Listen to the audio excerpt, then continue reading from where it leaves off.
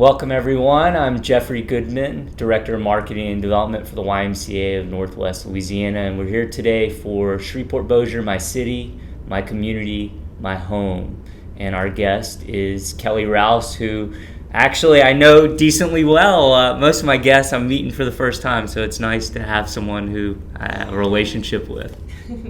Thanks for being here. Yeah, thanks, Jeffrey. Of course. Well, I'm looking forward to getting into Kelly's world, which is unique, and we need to talk about it. So let's jump in. This past August, you launched Community School in partnership with Holy Angels. Yeah. Tell me about Community School. I know it provides individuals with disabilities with therapeutic and educational offerings. What age individuals are eligible to participate? What are some of the areas of development targeted by the school? And what makes Community School a unique offering for our special needs population? Loaded question, Jeffrey. So, yeah, I think Community School is so unique in that it's the culmination of like 20 years of experience. 20 years of your experience. Of my experience. Right. The obstacles I encountered in the educational system, the obstacles I encountered in the therapeutic system. And then also, I think it's important to know, not only am I a professional, I was an educator first, a school psychologist, and now a behavior analyst, but also as a mother of a child with special needs. I have a 7-year-old who has muscular dystrophy. So that's really been just a whole nother level of understanding what parents go through and really being able to meet the needs in our community. Each community is so incredibly different. And Shreveport-Bossier area is very, very unique. So what we did is we looked at creating a model that really didn't exist, not only in this community, but in this state, where we take the best of all disciplines and worlds and we really put the great creative minds together to create something that's really tailored for each individual. Predominantly, people associate applied behavior analysis with autism, but our field really never... And they call it ABA, ABA, right? Yeah, ABA therapy. So a lot of people have heard that acronym, that term, but they associate it with people on the spectrum, which it's very applicable to solving some problems commonly encountered for families with children with autism. But truly our field was never developed for that. Back in Psych 101, all of our Easy A classes that a lot of us didn't pay close attention to, you learn about B.F. Skinner and Pavlov, and all of it sounds fun and interesting, and it's fun to listen to, but then you go back and realize the utility of solving societal problems with the science of human behavior. So really, it's a field of science. We fall in the medical field in the state of Louisiana, so we're under the Department of Health. So it's very medical in nature, requires a prescription from doctors and such, and so it's really important that our school really partnered closely with people in the medical community in developing this model. And then on the flip side, you have the educational components, which are crucial because our educators are the experts on scope and sequence and development and what really creates an enriched learning environment. And when you bring the two worlds together, it's pretty magical, you know? So that's what we've done with Community School. Everything I've ever set out to do, I think the number one most important thing is sustainability. Everything we do is evidence-based. We're heavy in the research, which, by the way, is always changing. So just when we think we have something figured out, there's a new, better way that comes along. It's important to have a transparent model that we're always evolving. We're always moving forward. Parents help collaborate with us to create this model. And every child's experience is a little bit different. It's very, very individualized and tailored to them, which, by the way, is costly. So fundraising is a huge part of that. But yeah, so partnering and merging with the vision of Holy Angels brought that component of sustainability, a really strong business model. We wanted something very affordable for families. So many of our families who have loved ones with special needs have exponential cost. The financial burdens on families are unbelievable. And so we really sought to create a model that would meet the demographics of our community. So parents do pay a small private school tuition to be under the educational side and to receive the specialized educational services, but we work with insurance companies to pay for the therapeutic components and keep the costs really low for families. So, and ages, tell me ages served. We start at 2. Okay. Early intervention's key. So 2-year-olds all the way through 21 can receive services within the school. And I read something where I guess commonly parents have to go one place for education, another place for therapy, so this concept of having everything in one location is critical to community school. Yeah, it's very critical. Really early in my career, I was actually at a school previously, and parents would come through Carlin at 3. You can tell they're in a rush. They've just picked up their siblings at other schools and other car lines, and they're battling traffic, and they're trying to get to this therapy center or that therapy center. And it really did. All of those things piled on the stress for parents. And our job as behavior analysts are really to alleviate stress. And to me, this is one thing that's a no-brainer. Partnering with OTs, speech therapists, physical therapists, our goal is to really have everything under one roof. Right now we have a full-time OT on staff, which is really a dream that children can get their therapy and education in one setting, but also, more importantly, you have all of these people from different disciplines collaborating in real time with the child right in front of them in their natural setting. So we're able to adopt strategies that are effective from one another as practitioners, which in turn just benefits the child. I think partnership would be a key ingredient in the community school. Partnership with other practitioners in our community, partnership with people from different disciplines under our roof. That's really a rare experience. So awesome. Yeah. All right, so now I want to, I stole a quote from you that I want to talk about for a second. Okay. So, and this was a while back, but you once said the following in speaking about autism. Inside each kid is a typical boy or girl. As problems are chipped away and more are chipped away, we see more of their personality, of who they're meant to be. Talk to me about this quote, and is it applicable to all the work you do, whether you're working with someone with autism, Downs, Tourette's, muscular dystrophy, cerebral palsy, intellectual disability, ADHD, anxiety disorders, Angelman's, etc. Oh, that's good, Jeffrey. That's a good one. So I think that was young Kelly that said that, and Kelly today would still say that. I think the most important thing we can do is see the person right in front of us. In fact, at our staff meeting last week, I was talking to a lot of my younger staff who are newer in the field about the importance of not putting too much emphasis on a diagnosis. It can be misleading. It can create this perpetual focus on a problem instead of a resolution.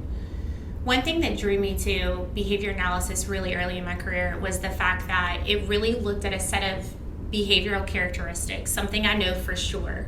I didn't make a lot of inference about what was happening in a person internally, but like, what are the excessive behaviors that are interfering with their learning or optimal performance in life or their quality of life, and what are the skill sets that should be there that aren't present. And it gave us something super practical to work with. If I see that a person has trouble communicating and that is leading to a whole lot of problems in their life, that's something I can help them with. There are a lot of evidence-based practices for increasing or teaching communication. And it gives me something to teach their family unit or their social unit, the people that they go to church with, the people that they go to school with, the people, if they're older, maybe the people that they work with. So that you have people in all of their community, their small community, working together to make that more effective. But if I focus too much on a diagnosis, it doesn't lead to resolution. And so I still stand by that quote. I think it's super important that we really stop labeling people and we really just start looking at abilities.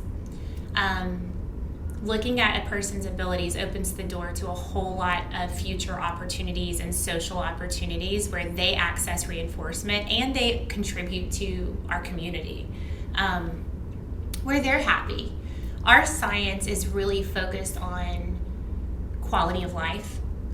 And I actually think that's true for myself, you, like people at large. I mean, that's something we can all relate to. Are we satisfied in all areas and domains of our life? And people with diagnoses such as the ones you just listed are no different. But sometimes we get lost in the shuffle feeling like it's so out of the box that maybe they go by a different set of rules, but they don't. We're actually much more alike than we're different. It just presents differently, if that makes sense. Yeah. Fascinating. All right, I read back in 2013 that less than 1/3 of all students with special needs went on to graduate from Louisiana public high schools. Are the statistics today pretty similar? And what tools are Louisiana public high schools most lacking to fully support our students with special needs? So I would actually say post-COVID, the statistics would be gravely different. We saw, just in Caddo Parish, over 5,000 kids drop off the charts during COVID that were originally enrolled in special ed. Which, when they drop off the charts, what's that mean? That means that maybe their parents chose not to send them back to public school. Maybe they're homeschooling. Maybe they put them in private schools, which is a difficult and limited opportunity depending on their skill sets. But we saw a lot of people that were once enrolled receiving those services no longer receiving those services. And during COVID, I actually worked in New Orleans, Baton Rouge area, and I would say the statistics down there are probably worse. So post-COVID world is very different for all of us anyway. I would think in the special needs community, it's been pretty detrimental and isolating. And another reason that, many of my colleagues and I came together and said it's time for a school. Like, we need something that is the next best thing, like, to what we knew before. And I think we learned a lot of lessons during that time about how people learn about what really is education and what is it not. That's a very subjective question, right? About what is true education and what is the role and responsibility of educators in our community versus what is happening today. I believe personally, I always say the 3 E's of education: exposure, enrichment, and experience.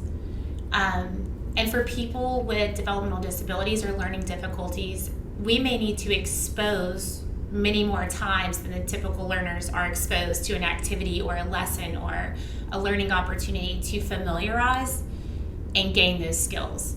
So exposure becomes really important in how we plan and how we build curricula for people that are out-of-the-box learners. Experience is crucial. A lot of people with developmental disabilities don't have access to a lot of social opportunities that our typical learners do because of the presence of problematic behavior, or maybe just behaviors that are not pro-social. For instance, the YMCA gave us a great context to introduce a lot of adolescents with maybe loud vocal tics to social settings where maybe their parents weren't as comfortable taking them into public settings because people would stare or they'd ask questions, or maybe parents felt like they were intrusive in those settings and it was bothering other people. Having community settings that are more open to and accepting of people that present with some less desirable social behaviors, it gives us great learning opportunities and experience to reduce those problematic behaviors for people with developmental disabilities and teach them what to do instead so that they have a better experience. I definitely think that's a key role of educators. So exposure, and then increasing the variety of life, I would say. So a lot of my friends on the autism spectrum may have more restrictive interests, right? May have a tendency for more habitual behavior, like this is always what I do. I only do these 2 or 3 things, and that's true for other people. I'm a little bit a creature of habit also. So in the educational experience, I think it's super crucial that we're able to really push people outside of their comfort zones and introduce really enriched community settings and activities that may lead to a more diverse set of interests, which in turn leads to more social opportunities. I think it's really important because relationships are established, friendships or any kind of relationship really are established on one commonality. So you and I met, we had one thing we had in common, and instantly you have a friend, right? So for a lot of my friends on the spectrum that stay restrictive in their interest or isolate, it is very isolating socially, and it prevents those relationships from happening. So as educators, I think that's a huge part of our responsibility and role. And for what a lot of school systems have in their hand to work with, they're limited. We're short on teachers. We're short on funds sometimes.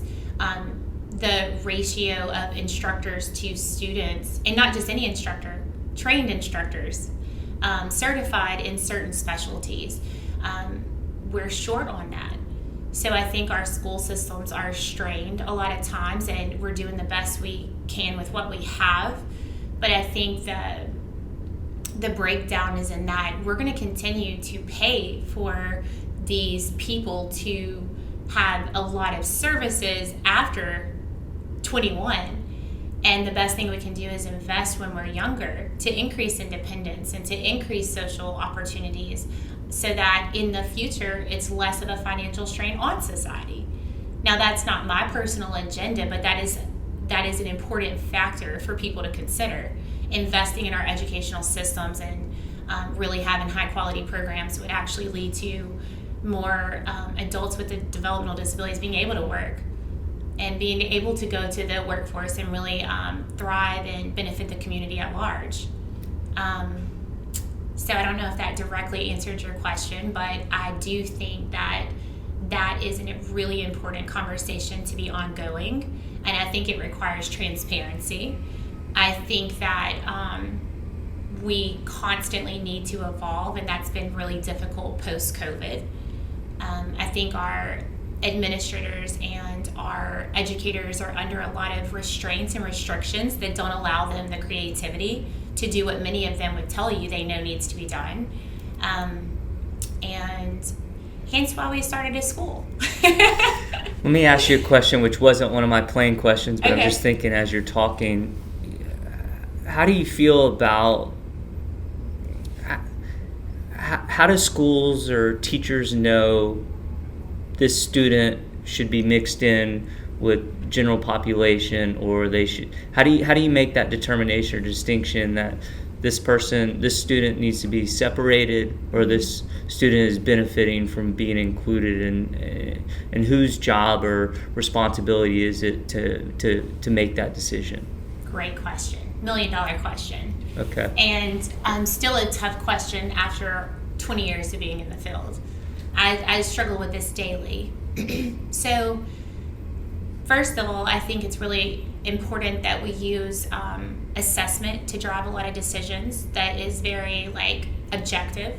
So a quick answer would be that we utilize a lot of assessment tools that will tell us we need to have 40 of the 50 skill sets acquired to be able to really benefit from general ed education. And the reason that's important is I tell my staff all the time, we have a rule called the dead man's rule. If a dead man can do it, it's not a goal. I don't need my out-of-the-box learners going into a class and behaving themselves and not disrupting everyone else and just sitting there but not engaged in learning, right? And not engaged socially. That's not a goal, right? So I have a lot of kids who could do that, but they're not going to continue to progress. So we really look at the skill sets that children need, and that helps drive our treatment plans also. Our goal is to always have kids with their same age peers engage in as many pro-social activities and educational activities as possible. You always do a risk benefit. You're constantly weighing that. Is it better to invest this year in something much more intentional and intensive educationally, so that this time next year we're having different conversations with parents about all the opportunities we have for placements in general education classrooms. So it's each one of them requires a lot of parent participation. Parents drive and should drive a lot of those educational paths, if you will. Another really interesting component of community school that's really been a dream is I strongly believe in partnership with pre-established private schools, public schools, therapy centers. No one of us can do it all.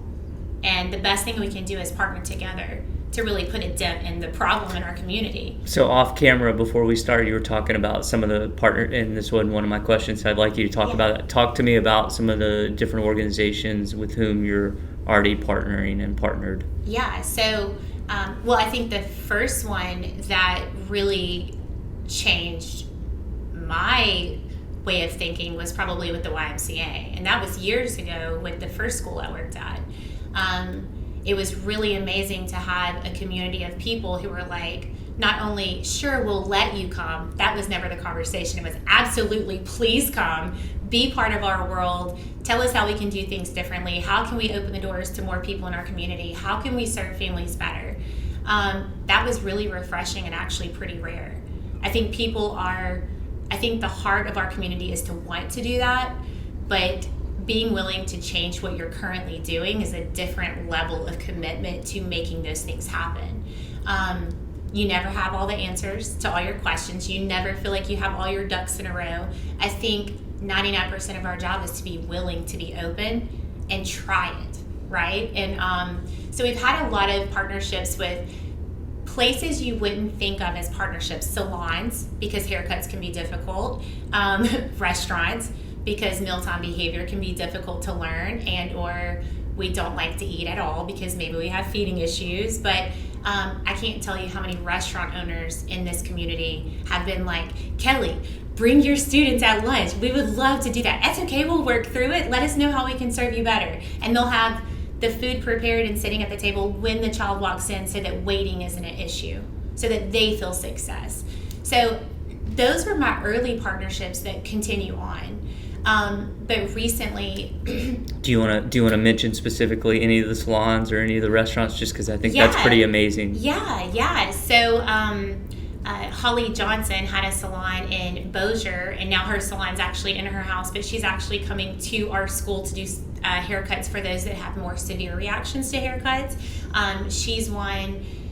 San Miguel's, Luciano and Cassidy Monzon, who own San Miguel's, they have been incredible. And actually, I met Luciano when he worked at Superior. So Superior, to think about a place that's that busy and that packed all the time, and really that loud, if you will, for a lot of kids, like those are places that early on in my career were like, bring your kids, come, but all the way down to like IHOP and the waitresses learning the kids that would come like monthly or twice a month at IHOP, because we would go to restaurants for like brunch time where they were less busy. There wasn't as much of a crowd, and we would learn to engage in some positive mealtime behavior that and short waits, that help kids experience success. So we've had really a great response from Don Juan's.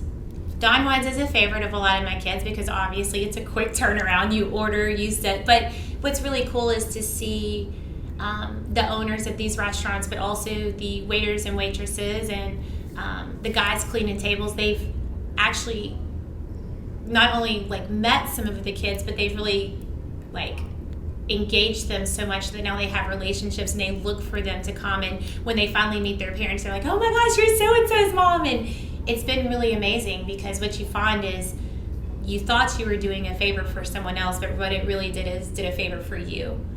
And as the grown-up, right, as the person who like now has a new perspective on people that are different than you, it's not that scary. We're all much more similar than different, right? And so those are some of the and then talk about some of the schools. Or So like one of the schools that we've had a lot of success with in having these conversations and growing the programs we're able to provide in our community would be Word of God, Shekinah Academy. So we have a great partnership with them, and their director, Lisa Wallace, is an incredible person for our community to have. She's been in this community probably about 20 years or a little longer, meeting the needs of learners with special needs and developmental disabilities. And so being able to go into that community and help kids be successful where they're already established, and it is really a goal of community school. They don't have to come to us and be under our roof to be part of our family. Right, so we're there to serve them. So what's best is to maintain a placement at a school where their siblings also attend, then we need to meet the need of the learner and their family, not what's most convenient for us, right? So Shekinah Academy would be a great one, but we've also started to work with some public schools in Caddo who have adolescents with severe challenging behavior. I think this particular slice of the population is probably, to me, one of the largest needs in our community. And there's not a lot of practitioners who specialize in the treatment of severe challenging behavior. And what we're talking about typically is property destruction, self-injury, aggression, severe cases of elopement. These are all major safety issues for the person experiencing that, but also for their family, their siblings. And, I think it's pretty incredible that people are now just having really honest and open conversations. If any of us had all the answers, we wouldn't be in the situation we're in, right? So it really does take transparency and the willingness to be open-minded about what kind of strategies and evidence-based practices we can and can't use in certain settings, what parents are comfortable with. We've got to have consent, right? There's a lot of education that has to happen for those of us making decisions. But those partnerships have been really incredible so far. And that's a key ingredient in the vision for community schools, that we're able to experience that outreach, because our little building can only hold so much, right? So we really want to help others become educated, that they can do these things too. It's not rocket science. It's not easy, but it's not rocket science, and we can help educate other practitioners to do what we do. Awesome. All right, Kelly, so you serve on the Rare Disease Advisory Council. If I'm not mistaken, you might be the only representative from the Shreveport-Bossier area. Yes. How is Shreveport-Bossier doing in terms of rising to take care of its special needs population compared to the rest of the state? And how about, from your perspective, compared to the rest of the country? Yeah, great question. So I was appointed to the board in August of 2021, and immediately knew I had a lot to learn about how everything works and how decisions are made or not made, and how funding works, and really become more educated on the rare disease community in our state, but also in our smaller community in Shreveport-Bossier. And the first thing you find is that rare disease isn't so rare, right? So if you look at each individual rare disease in isolation, it's very rare. It's very isolating, and the education is very sparse. And people definitely experience a grief process because they typically feel so alone. But when you look at the number of people diagnosed with rare disease in our state, the numbers are exponential. And so what we found is by coming together and having conversations and creating some movement about ways to improve the quality of life for our citizens with rare disease, it was a much more powerful approach in creating change. And rare disease is a funny term, because I think people think disease a medically progressive situation, which it can entail that. But a lot of rare disease really are rare syndromes or genetic disorders that are diagnosed with kids with special needs. And so many of these people I've been serving for 20 years as my students or my clients in therapy. And a lot of times they have comorbid diagnoses. So you may be diagnosed with Phelan-McDermid syndrome, but also autism spectrum disorder. So I think that joining that advisory council has taught me so much about what our state has to offer. From one of the first things every rare disease council across the country addressed was newborn screenings, because we can prevent so much unnecessary medical issues, but also problems for families if we're able to catch it at birth, okay? And so when we compared our state to the rest of the country, this is one time that Louisiana was way ahead of the game. We actually really met the national markers and recommendations for all the newborn screenings that should be in place. So that was a great surprise. And I will tell you personally, I've experienced many of my clients and family friends, their children were diagnosed at birth because of newborn screening. So in that way, Louisiana's ahead of the game. And let me just interrupt one second. So catching it at birth, that helps you just because everything you're doing is aligned and in tune with what's going on with that child. Is that why it's helpful to catch it early? Or? Yeah, I think a lot of diagnoses will come with a higher risk of having, say, kidney issues or heart issues, so it doesn't mean the child's already experiencing that, but it just means that the risk is really high that they will. And so being able to connect parents to appropriate specialists and as a preventative method and not a reactive method is much more beneficial for that child, and for obvious reasons, but and also for the healthcare system from a financial perspective. Our healthcare system is strained, right? And it's becoming more and more strained over time. And so being able to act preventatively in a lot of these cases is where it's at. That's our number one goal. So, but also to connect them to other families who have children with these rare diseases and who are very educated, and they've been trailblazers for years, is pretty incredible. We do that well in Louisiana, believe it or not. A lot of our best resources and foundations and support groups are in South Louisiana, so we have that obstacle for those of us in North Louisiana bridging the gap. But Zoom has helped us with that. That's one of the few positives that kind of came out of the COVID era, was that people are more open to and accustomed to using these technologies to communicate effectively and efficiently. The other thing we found is that, in the literature, research will tell you this, the number one source of information and education for families has been Facebook groups that moms started. And those can be double-edged swords, right? Because you want the right information to be dispersed, but really that's been the number one connect point for families. And so really being able to help put some formalities to that and connect family to family outside of just social media has been really great. It's been a great benefit of this council being established. I would tell you, as a mother of a child who has a rare disease, one of the best surprises is that we have so many incredibly internationally well-known expert doctors right here in our own state. I think a lot of us always feel like we need to go to Dallas, or we need to go to Little Rock, or we need to go even places that are further, Houston or New York, but a lot of world-renowned doctors in rare disease are right there in New Orleans at Tulane.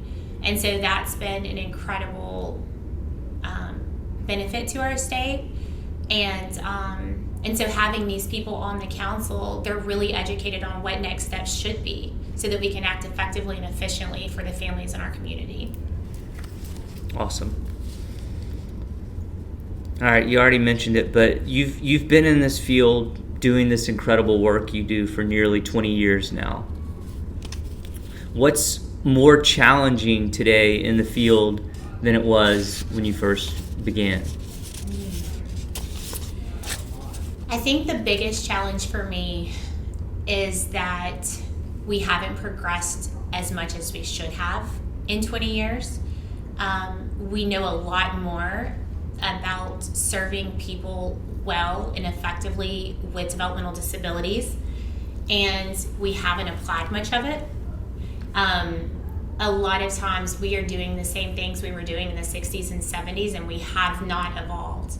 And I personally think it's because we're talking about a population of people that cannot speak up for themselves. And if you really look at people at large, minority groups, majority groups, we're all able to speak up for ourselves. That doesn't mean we always do it, but we have the ability. But for me, the people I serve, they're not able to speak up for themselves for the most part. And if they do, they're very often overlooked or underestimated. And so I think that that continues to be an obstacle. That luckily for our community in Shreveport-Bossier, we have a lot of people who are parent advocates, and they've really been trailblazers, and they continue to do that. I think it's unfortunate that they have to. I think at this point they should have a lot more opportunities in our community for their adult children now. But people like Monica Stampley at Families Helping Families, everything she learned over the years, she now helps other parents with. I think that's pretty incredible. No struggle is in vain. I always say no struggle should ever be in vain. You got to do something good with it. And she really has, she lends a hand daily, probably dozens of times daily, to other parents who are now, in the beginning stages of their child being diagnosed with something and trying to figure out how to navigate this world. But I think that continues to be a challenge, and I think that I spent the first half of my career helping people with developmental disabilities understand the world they were born into and how they have to acclimate to communicate with that world effectively. But I think I want to spend the second half of my career helping the community that they were born into acclimate and learn how to effectively communicate with the out-of-the-box learners. I strongly believe in neurodiversity. I don't believe any person's an accident. I don't believe that we're all broken in some capacity, right? But people with developmental disabilities are not broken. They're different than you. And I think that neurodiversity is something to be celebrated. You're not doing anybody a favor to let them into your little world, right? Like, that's their right. That's their human, God-given right. And so I think it's a good time in this community to shift the way we think and perceive people that are different and make room for everybody at the table. And I think that we're well on our way to that.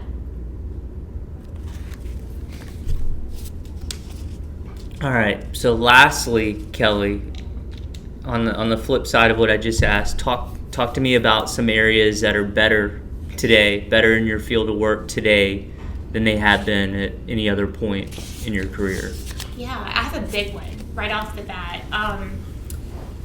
So I think that we have got to move away from this clinical approach to treating problematic behavior or treating people with special needs and teaching skill sets. This clinical approach of everything happens in these four walls with a table and two chairs, and it's a very analog controlled setting with no distractions. The reality is their moms or dads or grandparents pick them up from that clinical setting and the real world is happening. That is not a practical approach to treatment or education. So I do see our community shifting away from that. Our science has never said that was the most effective approach to the treatment of, various obstacles that people with developmental disabilities experience. But somewhere along the way, I have my theories on why. Over generations, we wanted to control everything, and we feel good about ourselves if we teach something in this low distraction environment. We've done nothing for people to teach them that this is how we engage and communicate with no distraction. We need to move out into the real world, and we need to provide therapy and educational experiences in the real world, in the context of the community. And nobody ever said learning happens in these four walls. Learning happens all day long, every day for all of us. And so I think that I have seen a shift in that. I love just piggybacking off of the earlier example I gave about Word of God and Shekinah Academy, I think it's awesome that a private school and church said, hey, we'll give it a go. Why not? Let's see what happens. And I'm sure there were a lot more details and conversation to how they wanted to do that, and their range of error has been small. But 99% of it is being willing to just try something new and open your doors a little bit more than before. And I think they seem to have a lot of success. And I think that schools doing that, I think it's contagious in our community. I think all it takes is one person to look at that and say, well, they did it, maybe we can do it. And I think the more of us that can do that, the bigger benefit our families will have in this community. Something that people are often shocked about is that a fifth of the population is actually diagnosed with a disability. Now, that doesn't mean it's a developmental disability, but that does include developmental or intellectual disabilities. And you're talking about 20% of your population. So I think it's really incredible. A perfect example is going to Disney World. The first time I took my oldest son to Disney World, he was about 4 or 5 years old, and we walked in. And the first thing I noticed is right here to the right, there was a whole center set up. So if you had a physical disability and you needed anything, you had it right here for free. And it was high quality equipment. It was like new and clean and high quality. It wasn't something from 30 years ago that someone handed down to this person to use. Or if you were blind or visually impaired, if you were hard of hearing, you had accommodations already there. It made you feel like we're not accommodating you. We built this so you would come, right? And I think it would behoove us to create environments that plan for everybody to come and be welcome and participate successfully in these environments. I think the Y does that well. But Disney World makes you feel like you belong. And it doesn't matter who you are or what strengths and weaknesses you come with. They planned for you to be there, and they want you to be there. And I think that's what our educational system should be like. I think that's what our restaurants should be like. I think that's what our therapy centers should be like. I think that's what our gyms should be like. And it would benefit everybody at the table to do that. So I do think we're moving in that direction in this particular community, and I think we have a long way to go. But as long as we're continuing to have those conversations and continuing to progress forward, we'll get there, you know. Is there anything else you'd like to mention? This was incredible, but is there anything else that I haven't touched on? You're the first person in the world of special needs or developmental disabilities we've had on here, so this is all extraordinarily educational for us, and so I don't know if there's anything else you want. Yeah, I mean, I would end on this note. I say this all the time to friends and families or people that encounter me and ask me questions. How can I be more supportive to my best friend has a child with special needs? How can I support him or her? How can I participate in that? And I think just being open-minded and asking questions and not being scared to ask questions. And I think everybody needs to be supported in different ways. Everybody wants to be understood. I meet a lot of families who will schedule meetings for me or with me, and they're coming, and the appointment is as if they're doing an intake, but really they just want to be heard. You know, not everybody wants treatment from what we have. Not everybody wants a long-time professional relationship. Sometimes they just come and meet with me because they want to be understood, because they don't feel understood. And I think that being open to having those conversations, stepping out of your comfort zone and asking questions to each person. Don't make any assumptions. All parents with children with autism go through different journeys. They experience different stressors. Like, don't make assumptions. Just ask the person right in front of you where they're at, how they're doing, what they need. And that is the best way to support people. Yeah. Thanks, Kelly. Yeah, thank you, Jeffrey. You're a trailblazer, so I appreciate you. Very lucky to have you.